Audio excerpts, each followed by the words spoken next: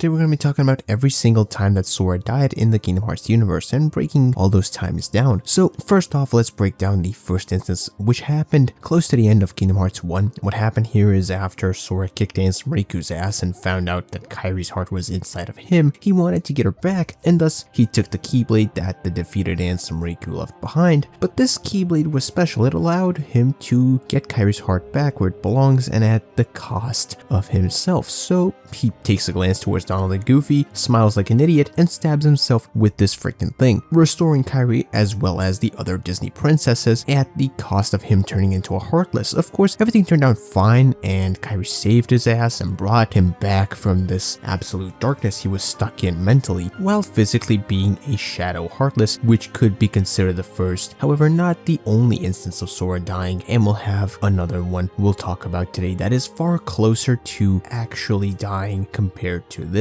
one. Let's call this one something that was sort of just a warm-up. The next dying Sora incident happens towards the end of Kingdom Hearts 3 in the Keyblade Graveyard, just after the fight with Pterodor. Basically, Sora tries to get him, he gets completely blocked, Donald loses it and annihilates him with Zeta Flare, after which Donald's gone. Others get overwhelmed quickly and defeated, after a demon tower shows up, that is. People who usually aren't a joke, such as Lee and Aqua, for example, get wiped out and Sora just breaks down. He literally drops to the floor, gives up, to which Riku steps up, and this is hands down the best Riku moment in the entire game. This dude stands up to tell Sora to cut the shit, just goes solo on this demon tower and gives it his all. Cage 3 Riku is absolutely not a force to be reckoned with, especially after you just annihilated his homies like that. And after that, everything goes black for Sora, and after which he finds himself in the final world trying to put himself together, quite literally, and with the power of waking and a bit of time travel, he does return and manage to rescue everyone at the right time. This is essentially Sora piecing himself back together from the dead piece by piece and returning to literally save everyone. This dude is the master of willpower. Funny enough, I should say that because literally moments before this he just gave up and had a breakdown, but why get caught up in the details, am I right? And now on to the big one. This is arguably the closest thing that happened to Sora in the sense of death as we know it. At the end of Kingdom Hearts 3 this happens, of course. Sora again uses the power of waking to restore Kairi. Again, being aware of the consequences, he does it anyway, and he perishes in the game's final scene, which means that at least in the Kingdom Hearts universe, he's gone. He's dead. However, Sora ended up in a fictional reality known as Quadratum, which leads us into Kingdom Hearts 4 and the future of the series. And the main reason as to why I say that this is the closest Sora's come to dying is because Strelitzia, who was quite literally killed by a possessed Ventus